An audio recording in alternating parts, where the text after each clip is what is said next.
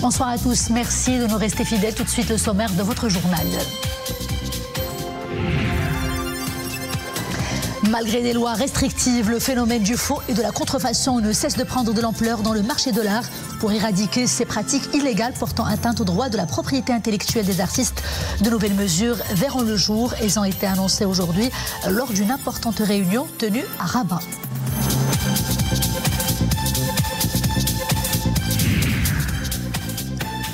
Dans un contexte inédit de stress hydrique de plus en plus préoccupant aussi, de nouvelles mesures restrictives sont annoncées pour lutter contre le gaspillage de l'eau.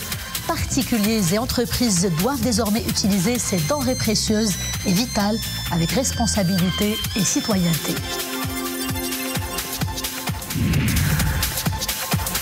Lutte contre le décrochage scolaire, le taux du phénomène peut être réduit grâce au renforcement des flottes de transport scolaire. À Midel, des transports scolaires supplémentaires vont sillonner la province pour aider les personnes à besoins spécifiques à se rendre à leur établissement scolaire. L'initiative va bénéficier à plus de 8000 écoliers dans la région.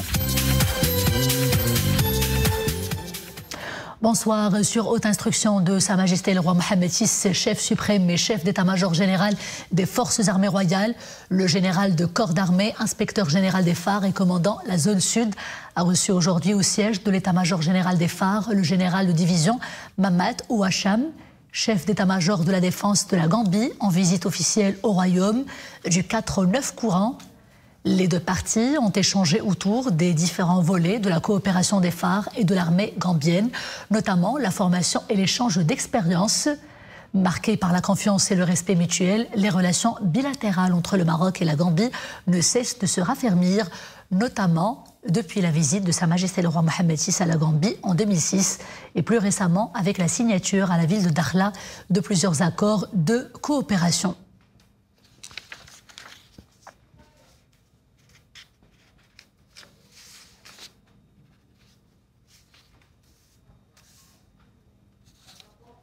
Sur haute instruction de Sa Majesté le Roi, chef suprême et chef d'état-major général des Forces armées royales, le général de corps d'armée, inspecteur général des phares et commandant la zone sud, a reçu aujourd'hui au siège de l'état-major général des phares l'amiral Michel Hoffman, chef de la défense belge, en visite officielle au Maroc du 5 au 6 février, le mois courant, selon un communiqué de l'état-major général des Forces armées royales.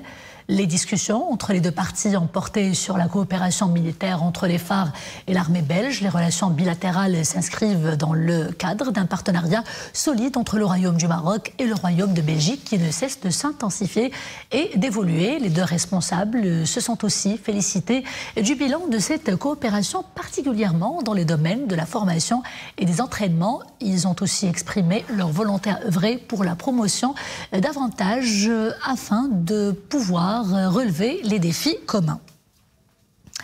La Chambre des représentants a tenu cet après-midi une séance plénière consacrée aux questions orales mensuelles adressées au chef du gouvernement au sujet de la politique générale.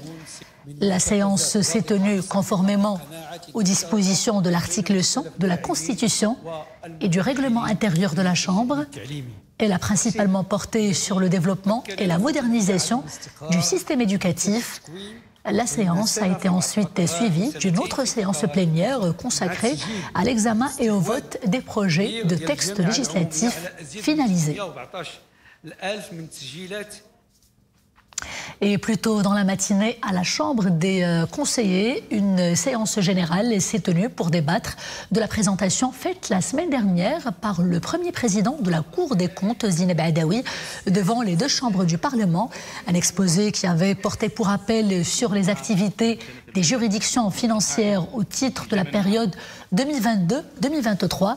Et cela conformément aux dispositions de l'article 148 de la Constitution.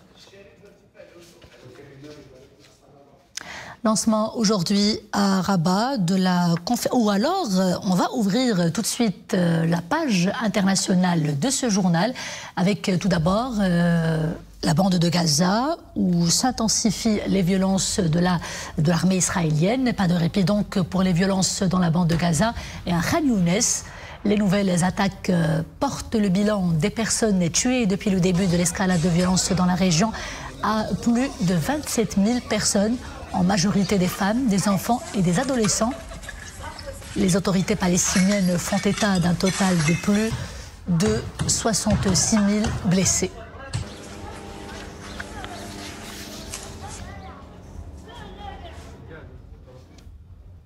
« 112 morts, des quartiers d'habitation entièrement dévastés, des voitures calcinées, près de 26 000 hectares réduits en cendres. C'est le bilan provisoire des feux de forêt qui ont ravagé le Chili. Ces violents incendies touchent particulièrement la région côtière touristique de Valparaiso, dans le centre du pays. Le bilan risque de s'alourdir alors que les pompiers continuent de combattre. Une quarantaine de foyers actifs. Quelques 1400 pompiers et 1300 militaires et volontaires s'apprêtent ou alors sont toujours à pied d'œuvre pour cette 4e journée consécutive, et cela pour tenter de maîtriser les flammes géantes.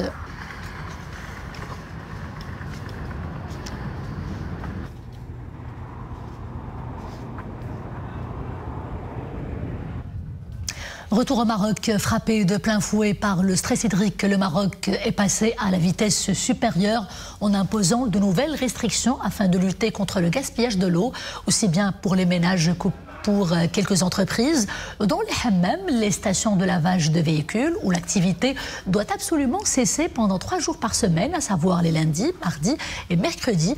Préserver cette ressource précieuse avec une consommation optimale et surtout responsable est, comme vous le savez, l'affaire de tous.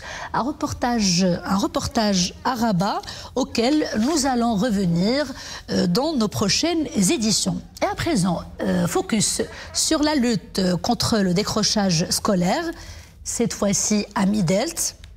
La flotte du transport scolaire qui se renforce donc avec l'acquisition de nouveaux transports dans la région, et cela pour lutter contre le décrochage scolaire. C'est une initiative qui émane de l'INDH et qui va bénéficier à plus de 8000 écoliers. Oumaima Ramli pour le récit.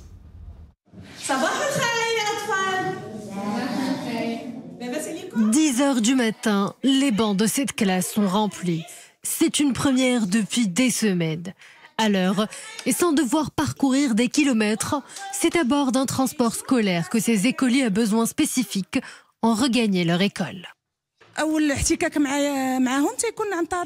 Le transport scolaire contribue largement au bien-être des écoliers.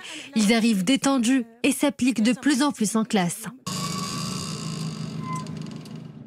16h30, c'est déjà la fin des cours.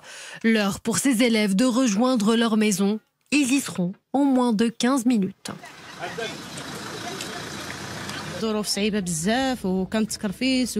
C'était difficile d'emmener nos enfants à l'école.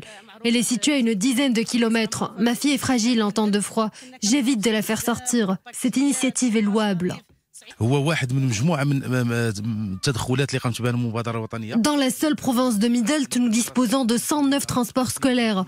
Nous prévoyons 45 autres. Cela facilite l'accès à l'école aux enfants à besoins spécifiques et lutte contre la déperdition scolaire. Actuellement, ce sont plus de 20 élèves à besoins spécifiques qui profitent des services du transport scolaire. Une initiative de l'INDH pour une école de qualité et d'équité. Malgré des lois restrictives, le phénomène du faux et de la contrefaçon ne cesse de prendre de l'ampleur, et pour éradiquer ces pratiques illégales qui portent atteinte au marché de l'art, à l'image du Maroc à l'international, mais aussi à la propriété intellectuelle et aux droits des artistes, eh bien, une session de travail a été organisée aujourd'hui pour lutter contre ce phénomène. Le point tout de suite avec Mehdi Qotbi, président de la Fédération nationale des musées. On l'écoute. Le ministère de la Culture et la Fondation nationale des musées ont initié cette réunion pour pouvoir essayer de faire en sorte que de supprimer le faux dans notre pays et d'inscrire le Maroc dans une modernité. Vous savez, aujourd'hui, les artistes marocains sont connus à l'étranger et de plus en plus ont une importance considérable. Et on ne voudrait pas que les gens soient grugés, qu'ils soient trompés. Et donc c'est pour cela qu'avec monsieur le ministre de la Culture et moi-même, nous avons initié, et avec les plus hautes autorités judiciaires de ce pays, nous avons initié cette réunion afin de combattre le faux. Je vous disais en titre, dans un contexte inédit de stress hydrique, le Maroc est passé à la vitesse supérieure, et cela avec des mesures draconiennes, restrictives pour lutter contre le gaspillage de l'eau. Les particuliers et les ménages, les entreprises aussi, telles que les hammams et les stations de lavage de véhicules sont concernés par ces mesures restrictives. Tout de suite, le reportage de Samira Asban, Amine Amouri et Maria Oued. C'est un ensemble de restrictions qui ont été imposées pour lutter contre la pénurie d'eau, utiliser l'eau de manière plus responsable et adopter les bons gestes doivent être l'affaire de tous. Il est désormais interdit d'utiliser l'eau potable pour le lavage des voitures et pour l'arrosage des espaces verts. Les bains morts et les spas sont désormais fermés 3 jours par semaine et réouverts du jeudi au dimanche.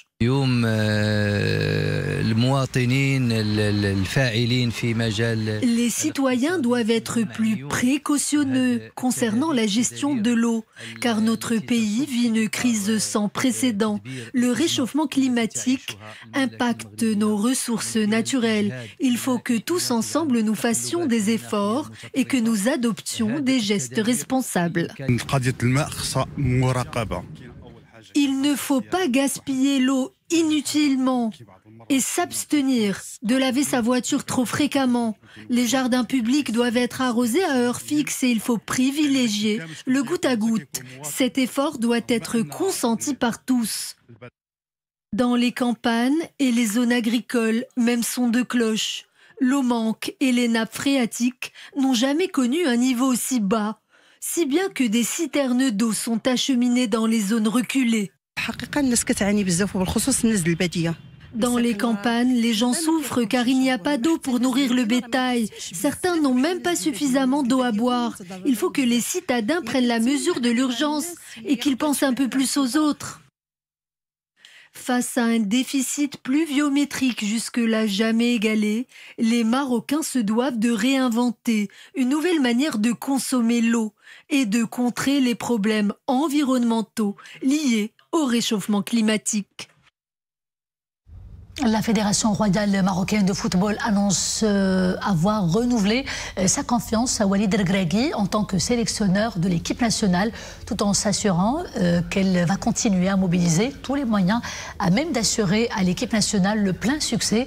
Le président de la Fédération et président aussi de la commission des équipes nationales, Fawzi Rja, a tenu une série de réunions d'évaluation avec Walid Regragui, des réunions consacrées à la participation de l'équipe nationale à la 34e édition de la CAN en Côte d'Ivoire.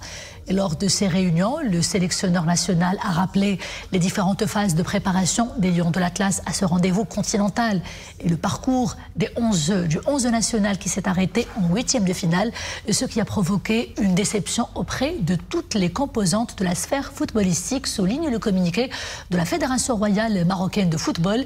Et ces réunions, précisent le même communiqué, ont été également l'occasion de dresser le bilan et de tirer les leçons de la participation des Lions de l'Atlas à cette CAN. C'est donc la fin de ce journal. Merci d'avoir été des nôtres. Je vous dis à demain, toujours avec grand plaisir. D'ici là, portez-vous bien.